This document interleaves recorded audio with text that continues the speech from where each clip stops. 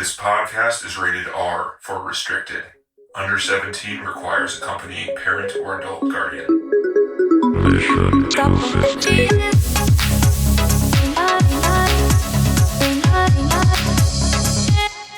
All right, you guys ready to talk about this thing? I suppose. Let's do, but what we watch, but also make sure we throw the spoiler out there right away, so I don't have to Spoiler interrupt you. out there right away. Meaning that if you are interested in this trilogy, you should see it. Yes. And not listen to what we are about to say first. It's sort of annoying, but I guess this happens with some podcasts where like, hey, don't listen to us. This is really good, so you shouldn't listen to us. You need to go watch the movie if you have it. And they're like, okay, I'll do that. And then they don't come back. Yeah. Because they didn't like it. Like the movie sucked. That podcast is stupid. They recommend stupid movies. Or no. They're like me when they say, "Oh yeah, that's something I should go do for the betterment of myself," and then you don't. So and then you feel bad, and so now our podcast is just a guilt trip. You're like, "Well, I don't want to listen to that because I was supposed to watch a movie and I didn't watch the movie." So wow, John's awake today. Huh? Hey, how you doing? It's Johnny boy. He's back. All right. Yeah. All right, so what are we watching? We're watching the movie Red. Red. An hour earlier. Just give it time. I'll go to sleep soon. Zest in in your body. Good job. What are we watching? We're watching the 2008 movie Red, starring Brian Cox and Tom Sizemore. The synopsis is: a reclusive man sets out for justice and redemption when three troublesome teens kill his dog for no good reason. Is that the right movie?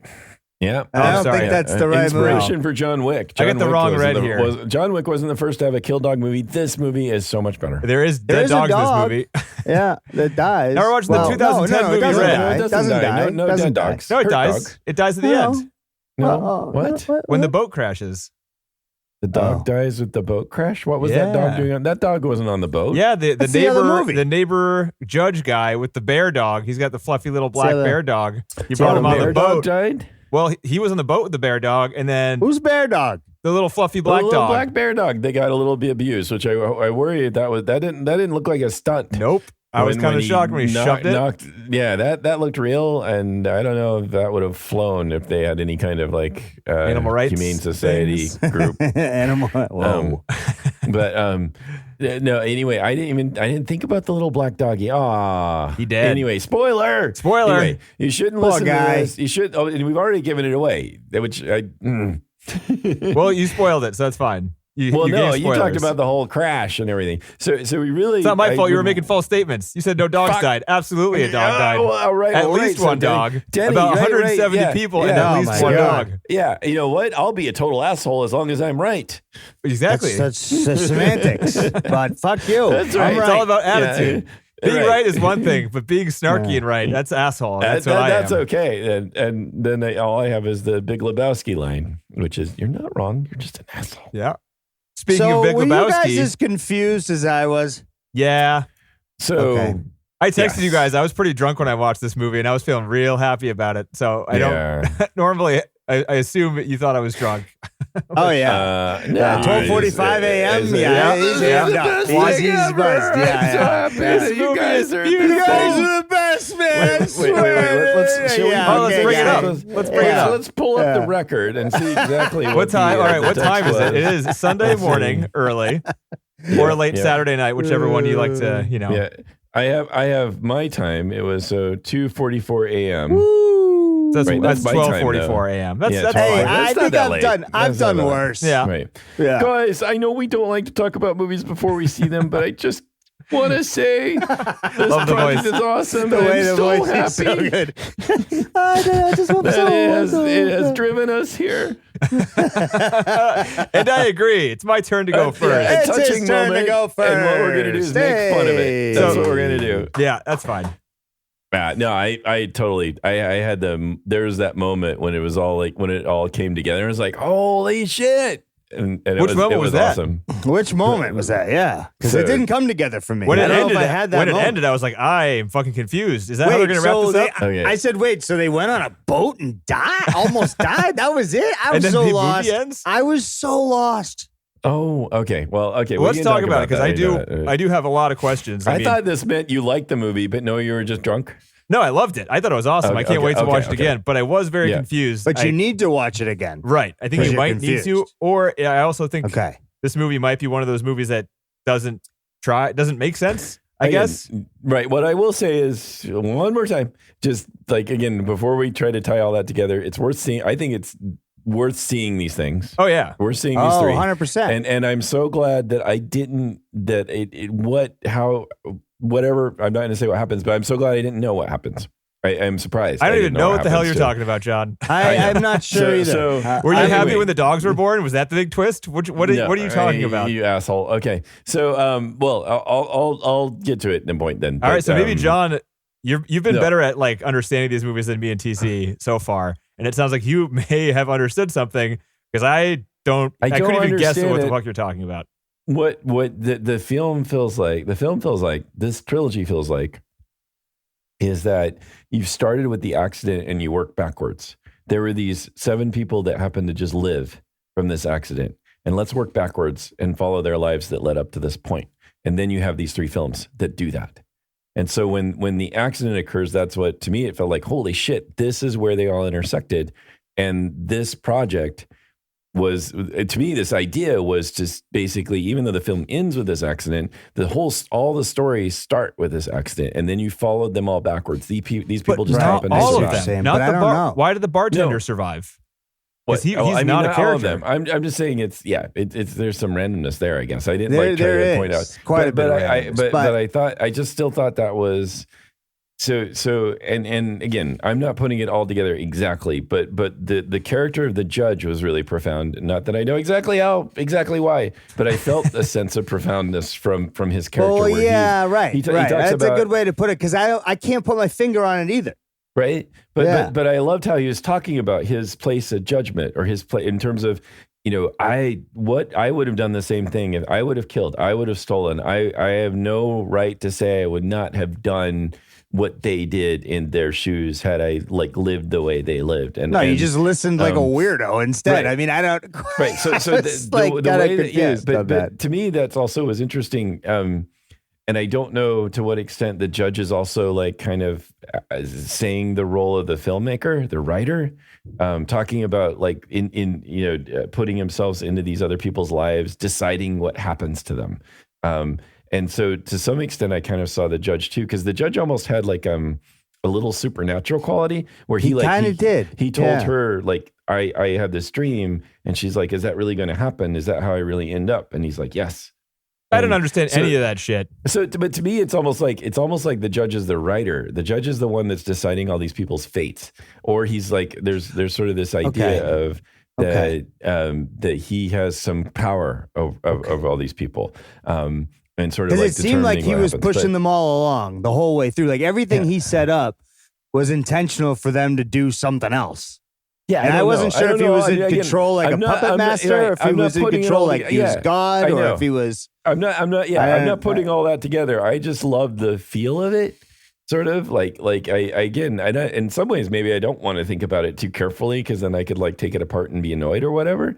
I just love the impression that I ended up getting where I was like, wow, what is this judge? What is this? He's talking as if he has some sense of all these people's lives. What was the whole deal with the younger judge that lived across the street that basically had the same kind of thing happen to him, right? He's where the page opened and he got the answer to the test. It happened to the older judge. What the fuck does any of that mean? I don't know. I don't get it. I don't know what's going on there, but I loved it. I still liked it. I was actually confused. I thought a portion of the movie, I thought that the judge across the street was the younger version of the same guy. Because once that happened, I was like, wait a minute, is this whole part of the movie a flashback? Because his wife also cheated on him, and all these same things are happening that happened to this older judge, this younger judge that also lives within the vicinity of this woman. I don't know. I hadn't even put that together. Yeah. But you're right. It could be. Yeah. But it couldn't because he bumps into her. Because he's on the boat. There's the scene at the very end where the younger judge with the bear dog is walking around almost bumping into her. They're in the same world. So he is just a younger guy. But they're together as they're leaving. Right. When you see them, it seems like they've connected or something. And so they're together as they're showing the footage of them leaving. I don't get it. I don't know, man. No. But I loved it. I still think it was awesome. The ending too, the last shot is of her face making the sad face with red boats in the background. It's basically a replica of that poster they put by the stop. They put up. Yeah, I know. But what does that mean? It's like all connected, but it's not. I don't know. This was so art house, but I loved it. I still felt like it was very art house, and it was awesome. It is, and so it's because it looked so good, and like it looked good. Yeah, the music was really good. They tried things. Yeah. You know? But it feels like that too, that there's a depth to this, which is what the other thing that the art house films sort of give you, whether or not sometimes you feel like, oh, you're just doing that to be art house. Like, oh, we're going to do this. It's going to look really cool or whatever. Look, there's foxes or whatever, you know? But this felt like it had more meaning, but I didn't necessarily, this is weird that I didn't want to question it. I just wanted to go along with it and just be like, this is just absorbing and cool and mysterious. They don't give you enough to ever really be annoyed at it, right? Because it's basically like a mystery. You're watching it the whole time being like, what is this going towards? Like, why but I was is still this even a movie? Yeah, better than the second one where I was far more, the people were just more intriguing, but in a way, it was a lot less direct. Like the second movie was a lot more traditional, like here's the guy, there's the plot, you know, he's doing these things. You don't have a mystery of what the fuck's going on. Even in the first film, you have more of a plot that you see, like right off the bat, you know, the family dies and so that drives you, that kicks you off. Her dealing with the death of her family, that kicks you off.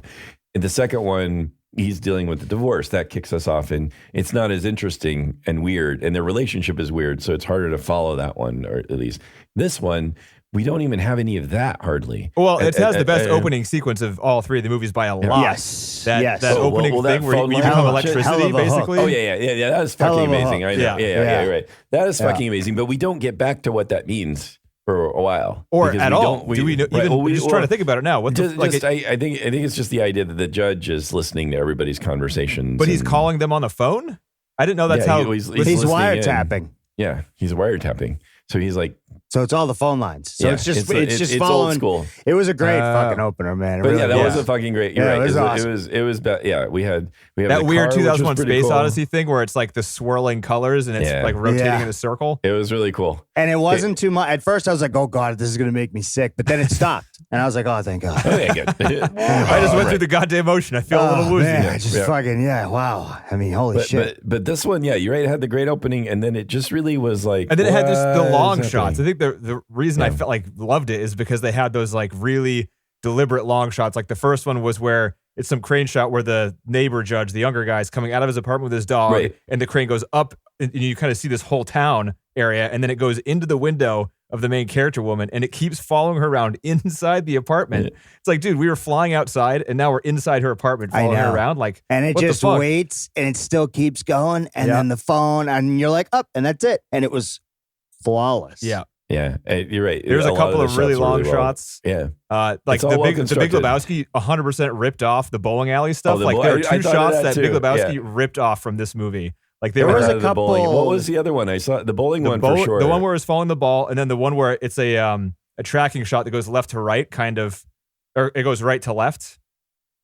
And it's during the montage in the Big Lebowski where it's kind of panning and everyone's bowling, and this one it's like the exact same thing. Oh, right. This one's not in slow motion. But no, it's basically showing all the different people bowling, and then you end up with the broken glass, which apparently is because they had a fight, that guy and his girlfriend, maybe.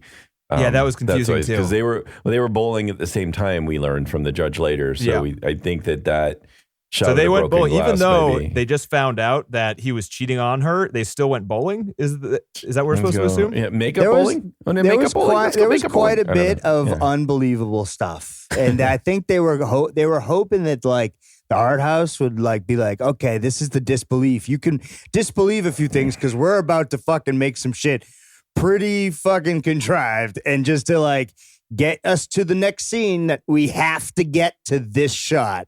But I kind of like it. It was okay, I mean, but there were moments where I was like, "Oh, we just went through that bullshit just for this." Hey, so we can have this long tracking shot to show the like broken glass at the end. What they don't do is they don't show you the argument, because like if you have this unbelievable scenario, if you show the argument, then like it would be worse. But all you do is kind of use your imagination with the This is a good image. point, Denny. This is a good point, and you're right. So on TC, on one hand, these unbelievable things are happening, but they don't bother to try to handhold you through it either. No, and they also set you up. Sort of like tossed it out there in like kind of a mist. Where Well, no, but they also set you up throughout the beginning where it was like, we're going to go through this crazy thing, and there's not going to be like, we're on a ride. We're not really, we don't really have to, like, they tried to get you to suspend disbelief through that. And I was able to do it. I was like, all right, this movie's already off to some arty start. So whatever these little things that are brought, whatever, it's cool. Okay. We're going with you. Right. Yeah, we're going with you. And it was fine. And then there was some good payoffs. There really were. Yeah. Anyway. Next. No, I agree. I think it's well put. Like again, and I don't know how to like. The talking that. Stopped for a second. That was what was that? Yeah, it's just like you just made a really good comment. It's like you really wrapped it all up. We can go home now, TC. Yeah, right. There we go. Yeah, I told you, Denny. You didn't have to edit this one. Sometimes you shouldn't. You shouldn't speak that well because then we don't know where to go with it. Oh, all right. That's it. No, but you're right. I mean, that's over and over again. Whenever a movie can just pick us up and take us along with it. Yeah, it was great. Maybe we can see it has flaws, but we don't give a shit. That's awesome. That means it was working, okay when right? I was confused because I was like, maybe I wasn't supposed to know. I don't know. Like, but at least I wasn't mad that I didn't know. Sure, right? I was like, because there was so much good production value in this too. And like you said, Denny, the sound, I still really love like the idea, and I want to rip it off now, but I fucking love the idea of the dialogue coming in and out of the fucking score and being like perfectly written for that. Not like the edit is there and it's just right, and the score when it meanders in and out is also just right, and it's like it just sounded great. And there was, I think, I don't know, it seemed like there was more score in this one than they repeated this like there was two themes. They used it a lot, but it was good. But it was every done time. very effective. But they liked pieced it together every time nicely. Yeah, it was done really well. Yeah,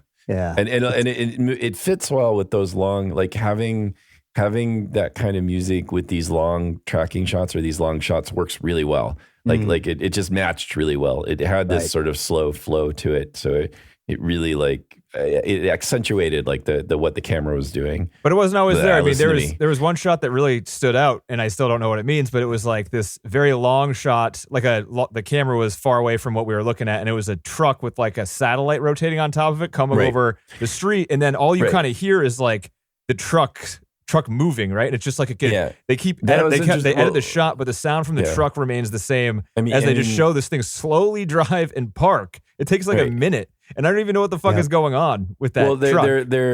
This is how they're getting evidence against the judge or something, is my thought. Like they're like onto him. That's what I thought too, but they barely ignore or something. They like ignore that part of the story almost the entire movie, and then they just randomly, what do they get, like some cool shots and some cool noise, some cool sound, and they're like, let's fucking throw it in here. Just fucking do it. Yeah, that's right. We got this truck. That's pretty cool. Look at that truck. And then it cuts to like the young judge, and they don't even like explain what the hell we just saw. Like, what his penalties are, or what they, what's the consequence of him being, or if there are anything, right? Things. Like he tells us that he's like turning himself in. We see him in like waiting to go to court, and then we see this truck much later on without an explanation, and then that's it. I thought the truck was before we see him in court. I thought the truck was before we see that he's there, because but if he turned himself in, why do they need to gather any evidence or whatever, right? So it's a good point.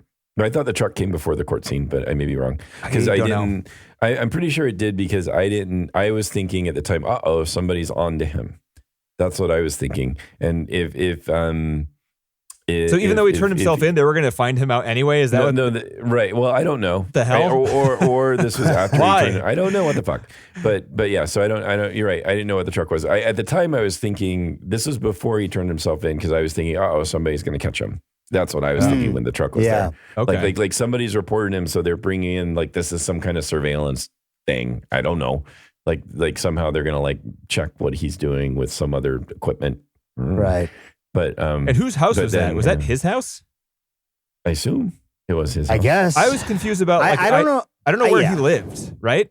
Like he didn't live on that little street, or did he? Where did he live in relationship to her, to Valentina? I mean, it was kind of irrelevant. Yeah, because the wiretap, you could be fucking anywhere as long as you tapped into. I thought he lived further away. But I don't think he was. She walked there once. No, he was close enough because they were walking by. But right. Yeah. No, he was close enough because she was walking around near that house. Oh, was she? Oh. Yeah. But I didn't get any of the side plot with the young judge and like his girlfriend. No. How the girlfriend was cheating on him and stuff. Other than that, the beautiful shot of him climbing across the building. Yep. Right. Yeah. Which was good. Really good. Really good. I didn't the whole think the weather system relationship thing was weird. Like I didn't get the weather that system. Was weird. It's like you have a call. It's like movie phone. Right. You got Kramer on the other end, just Yeah, giving you like shit weather. Welcome to movie phone. Why don't you tell me what movie you want? Why don't you tell me what your movie you want? Right. His girlfriend was the weather girl, but yeah, right. So there she had an app always, and a call service where she predicted the weather for certain areas, or but she didn't. Yeah, or she just told you what the weather forecasts were. Like this is like pre-internet? I don't know. Yeah, pre-internet sort of thing. Yeah. I don't remember. Did you guys too old to remember calling the time service? Oh, I do. I remember that. No, I remember time that. service. Like, yeah, what time is it? Yeah, you could call and it would give you the time. And yeah, really. Before you had like any internet way of knowing what the time was or any wire, connected device. Like if your clocks were if you wanted to set your clock, what would you had to call? You'd call the service, and there'd be a time service that would tell you what time it was. Wow. Yeah. Government dollars. Oh yeah, baby. Well, hey, that was the first automated fucking line, right? Yeah, that's right. You know, so I don't know. But there's so many things that we could like take apart, like if we wanted dropping false to. information on the podcast. Yeah, I'm dropping false information, but we can move on because it doesn't matter. But there's so many things to take apart. But I just still liked so many of the sequences, the scenes, the character interactions. Even if I didn't know why I was watching the characters, it was still well done. I mean, Valentina was awesome, and she had less to work with than Juliette Binoche did. In the first one, we don't have this tragedy and dealing with trying to reject your emotions or whatever. She's just kind of going through this sort of weird life, or like sort of drab sort of life, even though, and part of it, the contrast is because she's a not a supermodel, but she's a fashion model. She's got some glamour in her life, but it just seems she's got an abusive boyfriend who's just really mean for no reason. Right. And she just seems a little bit dull, but it's still fascinating to watch her. She still shows expression, and she's beautiful to look at, of course, but she seems to be some depth there, well, naturally, there's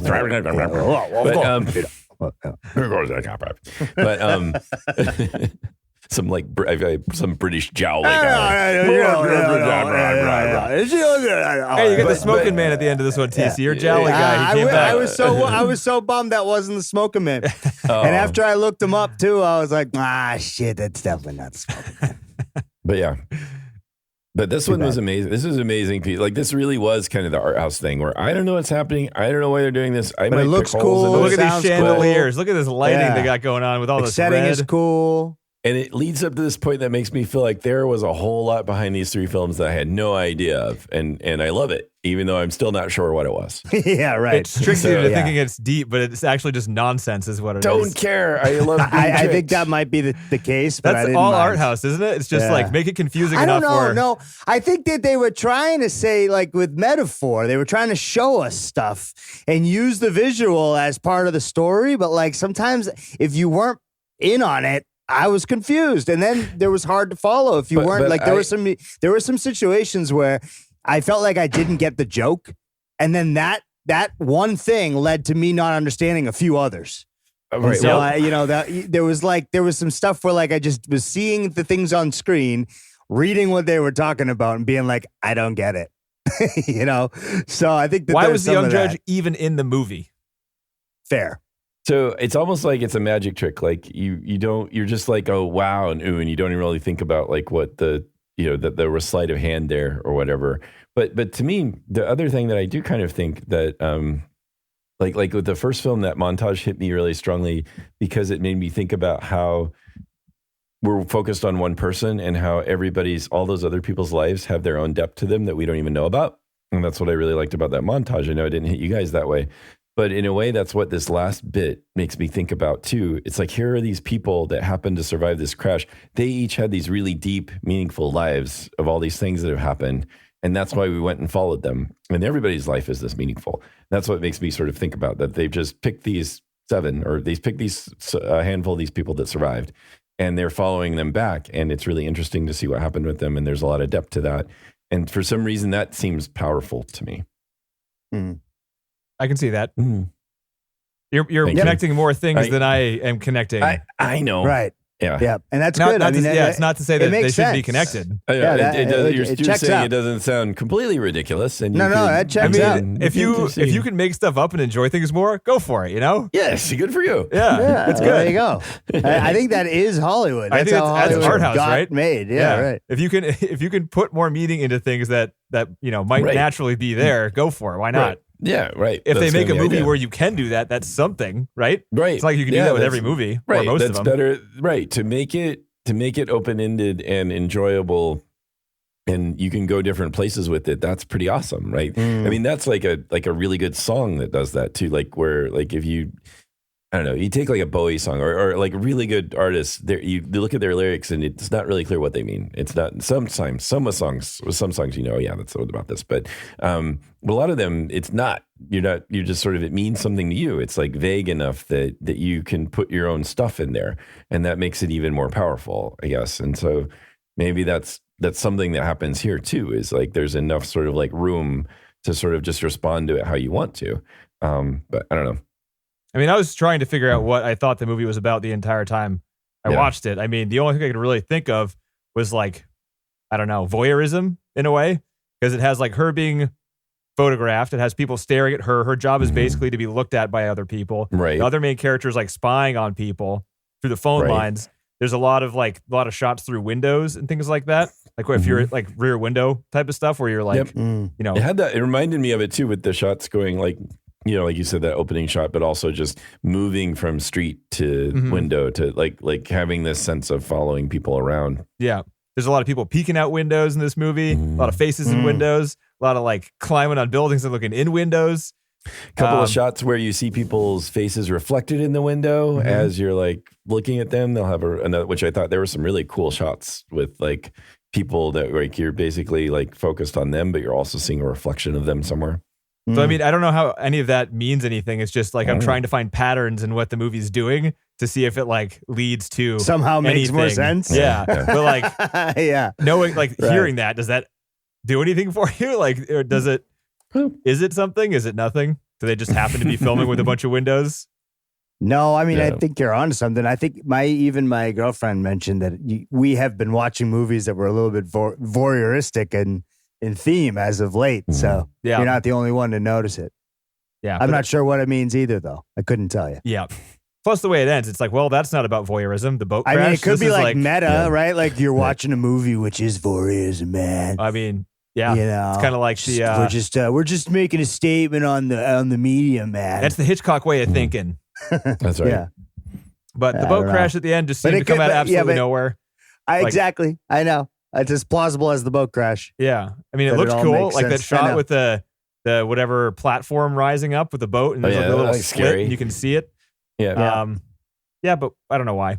I don't know. But I was like, wait, so they all went on the same boat and it crashed? What is going on with this movie? Because we started from there and worked backwards. That's why. No, anyway. I understand what you're saying. I still don't get it. All right. What's that movie? Starts with an check. Starts with an M. It's that movie. It starts with an M. That narrows it down. Paul Thomas Anderson directed it. It's got Tom Cruise. Magnolia. That movie is kind of the same, isn't it? It's a bunch of different stories, and at the end, they're connected because of one event happening. I don't remember that. You know what I was thinking? I don't remember much about it. Other than Tom Cruise being really the most unrealistic thing of this whole movie was people getting parking spots right out front where they needed to go. I had written that down as a note. Like, there's a lot of parking in Geneva, TC. Like Come on. They park anytime they go somewhere. They land right in front, and run inside like it's no big deal. And that happens quite a bit throughout the movie. So it's like I was just watching it, being like, this is the only thing that is like not. Like, it's just not believable. But then again, the relationship between the guy and the woman wasn't believable either. I didn't think the boyfriend, the phone calls, I think the parts that I was... The judge and the girl? Or? Yeah, the judge and the girl, right. Yeah. And then the Misha thing, like... I was wondering at a time if it was actually her father or if it was her brother's father or something, like that there was some other additional connection. Oh, yeah. What was the whole deal with her brother and her mother? I didn't understand any of that stuff either. So her brother...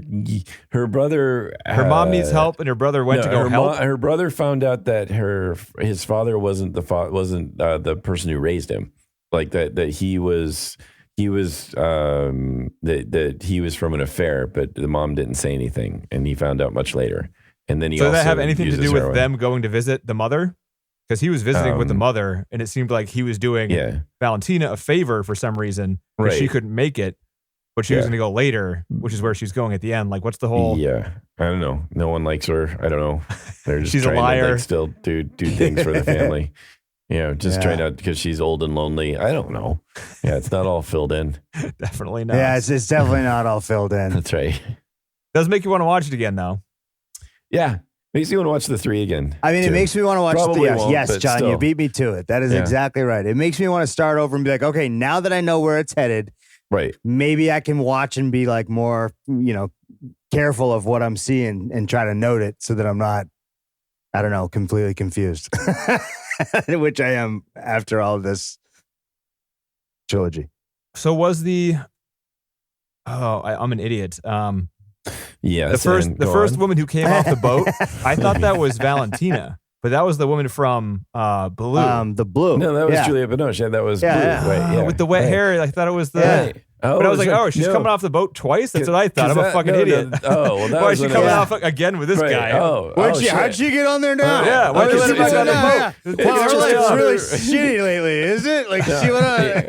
All those moody French women look alike to you. Huh? It was 12:45 at night. Come on, you got to give me a break. But it was in the bag. Maybe that ruined the holy shit moment for you a little too, where you're just like too confused. But right. I think that's the biggest. Well, I mean, I saw my note. Chris, what was his name? My note was the lady from the Blue gets on a cruise and almost sinks. What? Her life is very tragic. Yeah.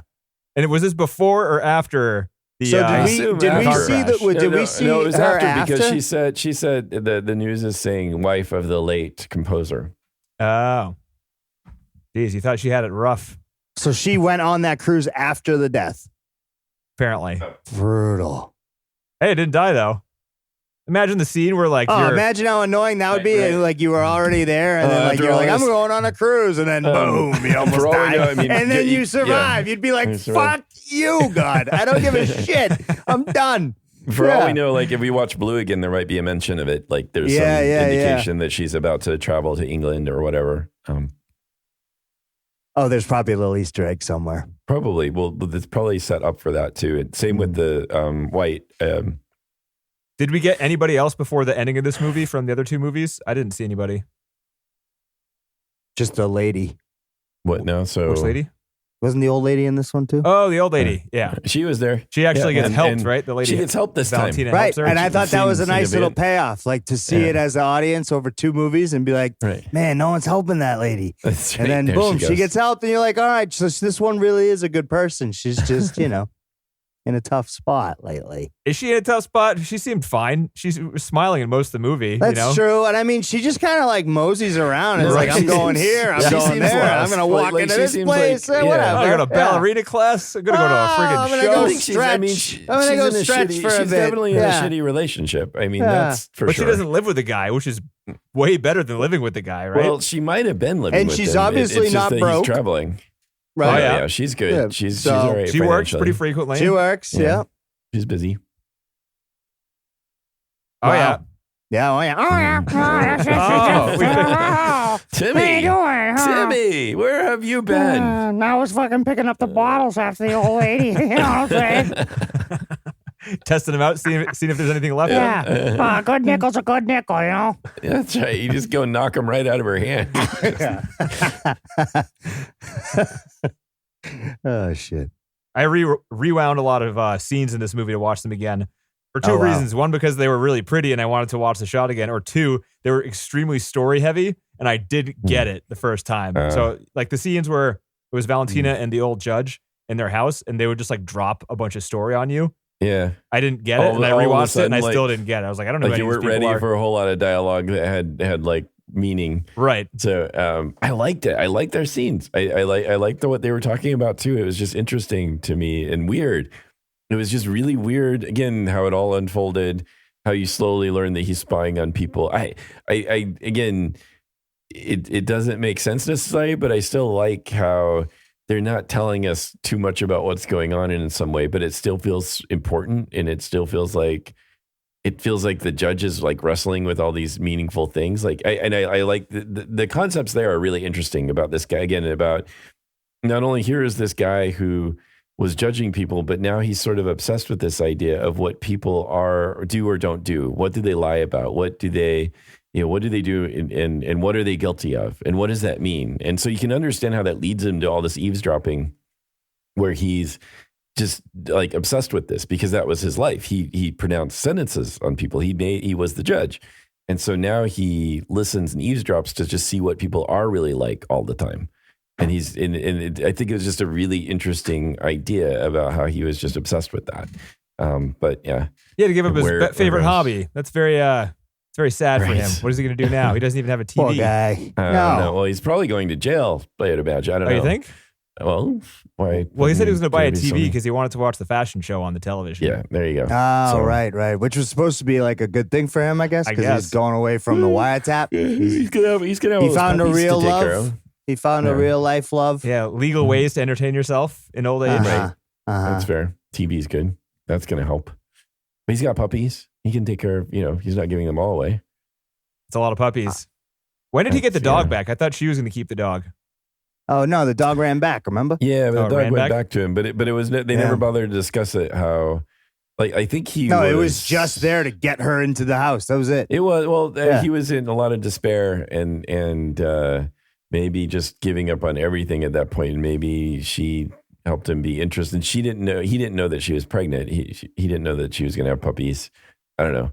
You can draw some lines if you want for fun in terms of like how that sort of like was a turning point for him to have somebody else in his life to talk to. Yep. And that actually. Hey, it's a pretty young thing. Coming to my house. Why sure. not? Well, hey, what's your name? Right. Yeah. Well, I mean, he goes out and he's like, I didn't even think about it like that.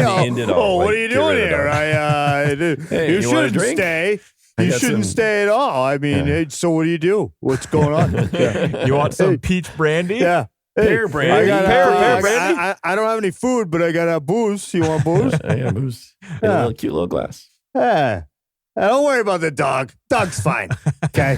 Yeah. You want a puppy? Come on. Yeah. You want a puppy? I got a couple puppies here. I thought it was very sad when that guy tied his dog to the pole and left him there. I was like, no. I did too. Yeah, he was going to kill himself. But at the end, he ended up not doing it permanently, right? But he brought that same bear dog onto the freaking thing and it died. We had to sit there for like 10 minutes and then think about it while they cut away from it. The dog, I didn't see him. He felt bad. They cut to him feeling bad and he stopped and then he turned. Oh, really? I didn't get to notice that. Yeah. But it was later. It wasn't at that moment. So I sat there thinking about it, like I forgot about it, and then it came back with like a random shot, and I was like, "Oh, he did go back. Nice." You know? Yeah. You're carrying a piece of shit to that dog the whole time. Anyway. Yeah, that one shot made me feel a lot better after. But then he brought it onto the friggin' cruise and drowned it. Well, we don't know. Maybe the dog survived. We don't know the dog dead. No one said dog dead. Dogs can't read exit signage on boats.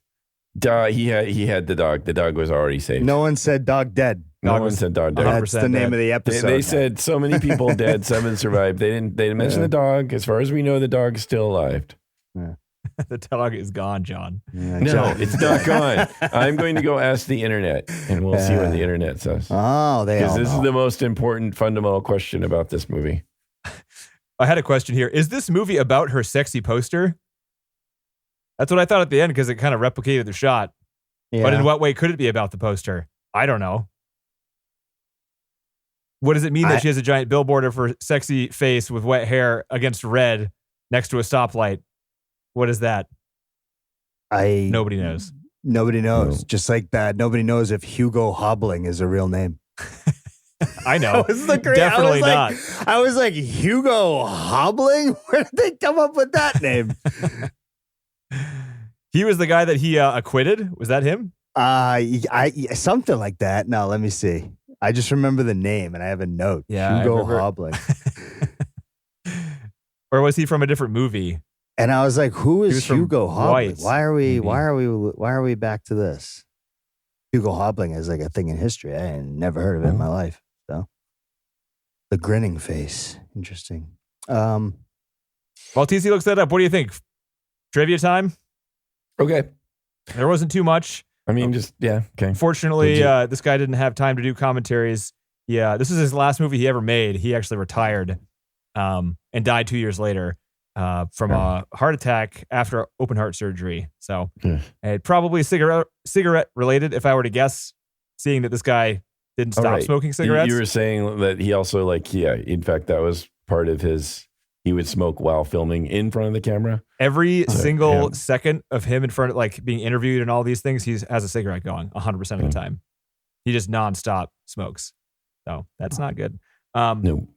But he was going to come back and do another trilogy of movies. And he wrote the first one. And it was like Heaven, Hell, and then some other thing. And they actually made the Heaven one. Is that it? Did you read about this?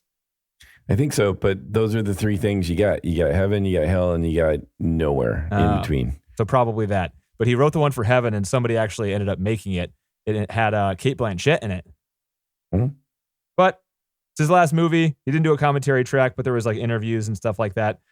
This movie went to the Cannes Film Festival, lost the Palme d'Or to Pulp Fiction, because that's the same year it came out.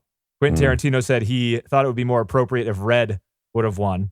So Tarantino thought that this one was it's a better movie, but Pulp Fiction was making waves at the time, so it took the awards. It was a sensation, so that's understandable. Yeah.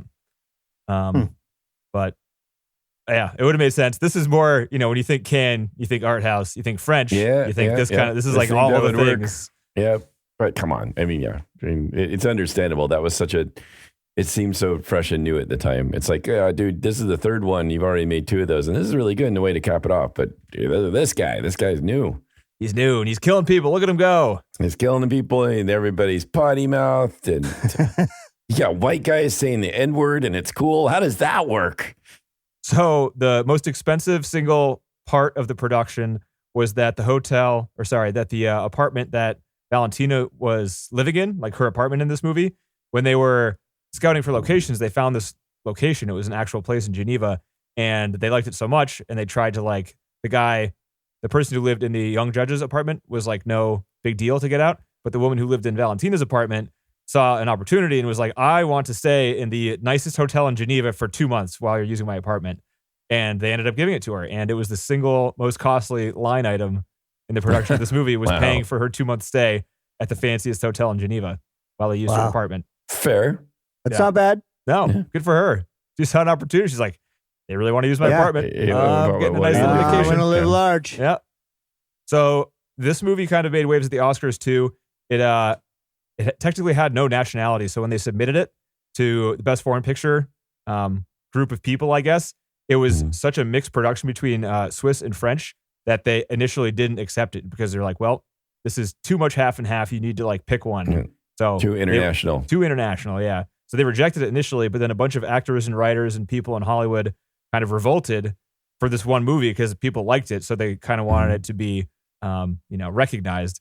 And they ended up caving to the protesters, and it ended up getting 3 Oscar nominations instead of just the one, which is a lot. Usually foreign movies only get 1 if they're lucky. This one got 3. Right, especially back then. I mean, it's more recent that there's been more foreign movie successes, but. And what won over best cinematography? Yeah, the cinematography in this movie was out of control good. Well, what won best foreign picture over this? Also a good question. Let us find out. So best director, best writing, written directly for screen, and best cinematography.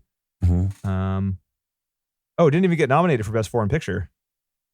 Was there a best foreign picture back then? Well, then what? Did you just tell us a lie about all the foreign? No, I got best director, best screenplay, and best cinematography. Did they then nominations? Were they up in arms to give it nominations as just at all and not as a foreign picture? I guess. I mean, I think they probably thought when they were telling revolting. us some kind of your story. There's a hole in here, Denny. No. So how it works, John, is that the Academy takes one. Each country gets to submit one movie for consideration for winning the best foreign picture Oscar, and usually it's like each movie.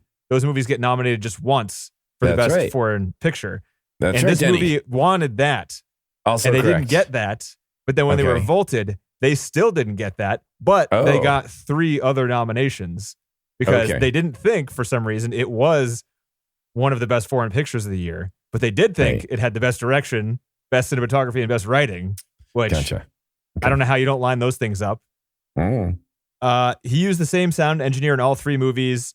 The sound engineer did all the recording and mixing. It is right. And he used a different cinematographer for each of the 3 movies.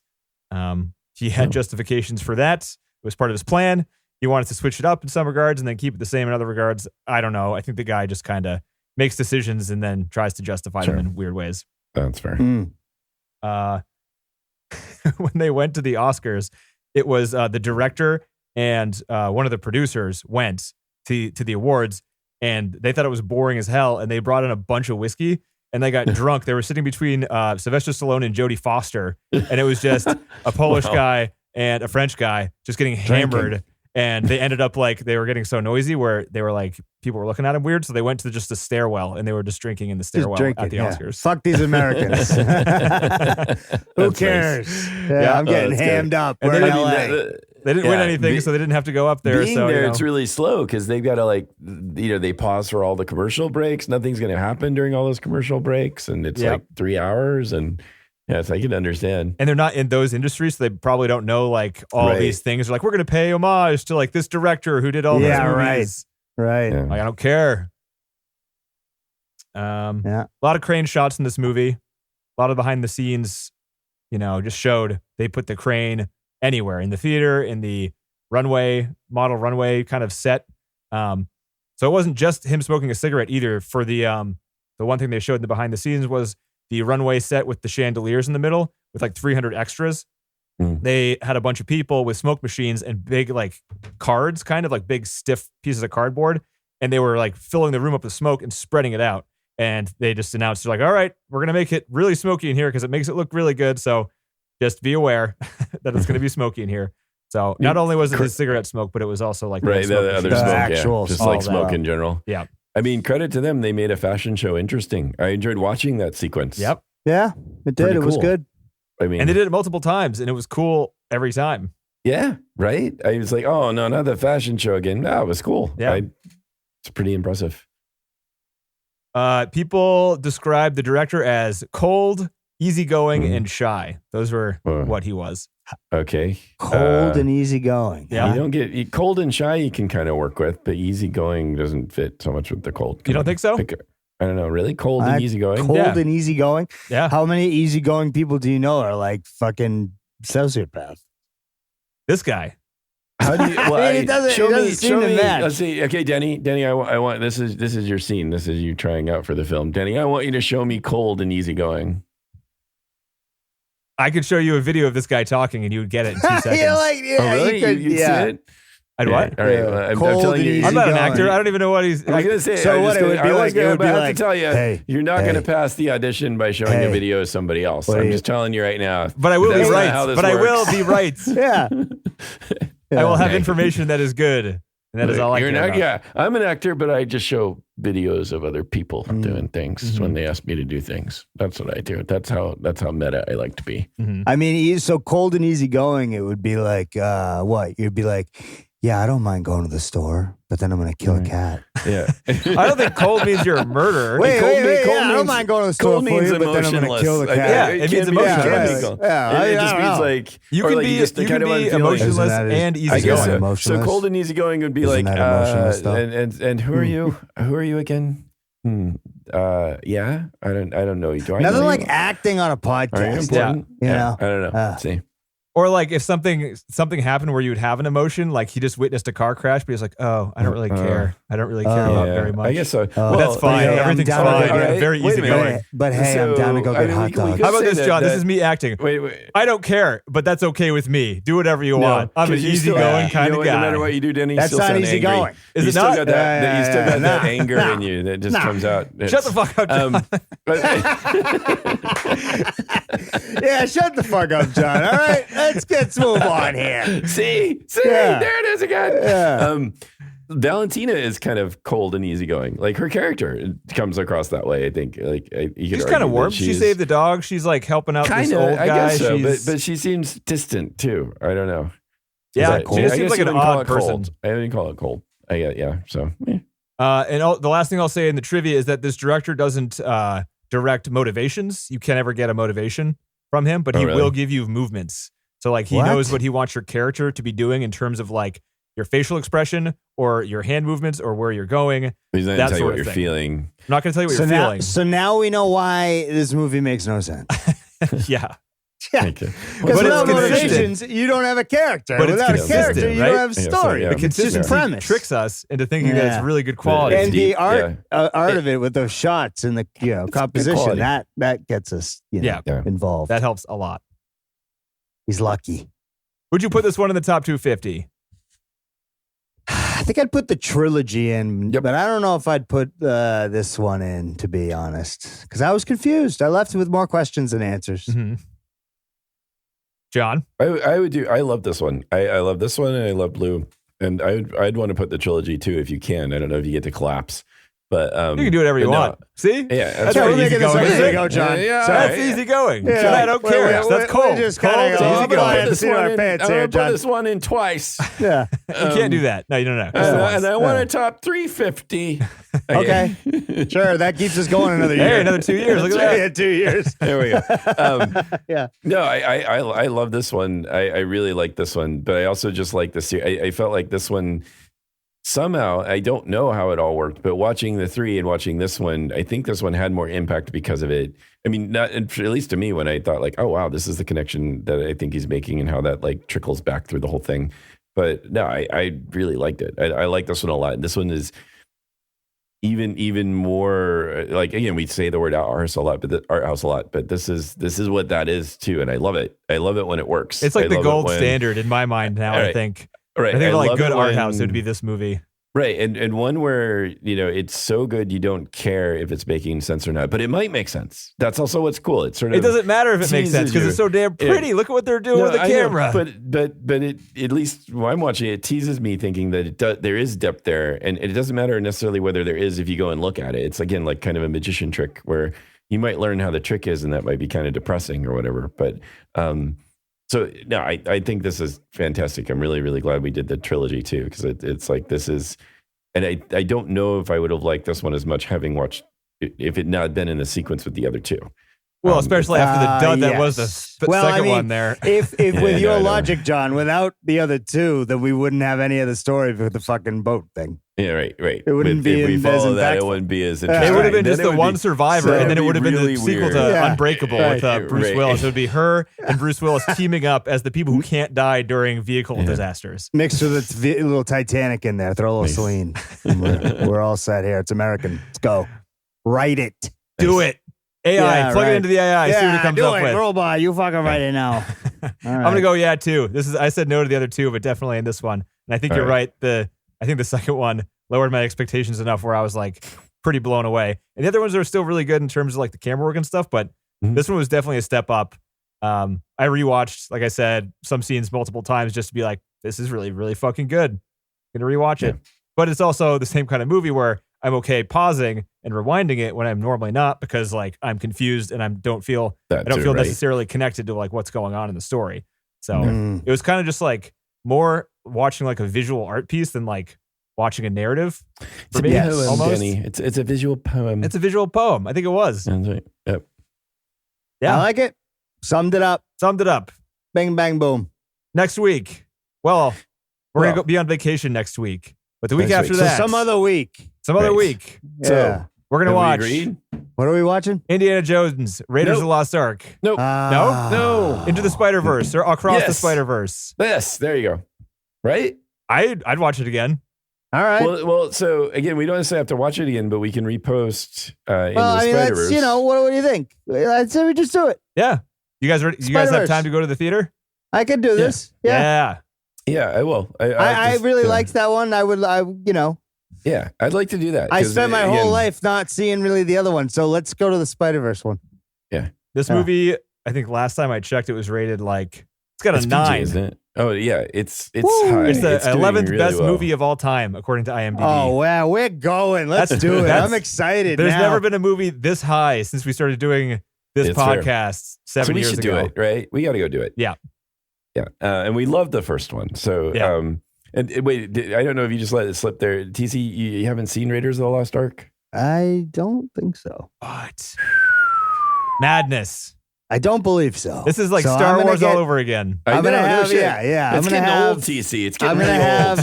Well, you know, I'm just building my my library now in my older years. That's all. Holy shit. Well, that'll be, we'll get to that then when we do. But yeah, let's do it while it's out in theaters. Yeah, I think we should do it while it's out and have fun with it, and it'll be a good thing for us to get to the theaters. Hell yeah. Yeah. All right. I'm looking forward to it. All right. Cool. All right. Later, guys. Talk to you next week. All right, guys. Bye. See ya.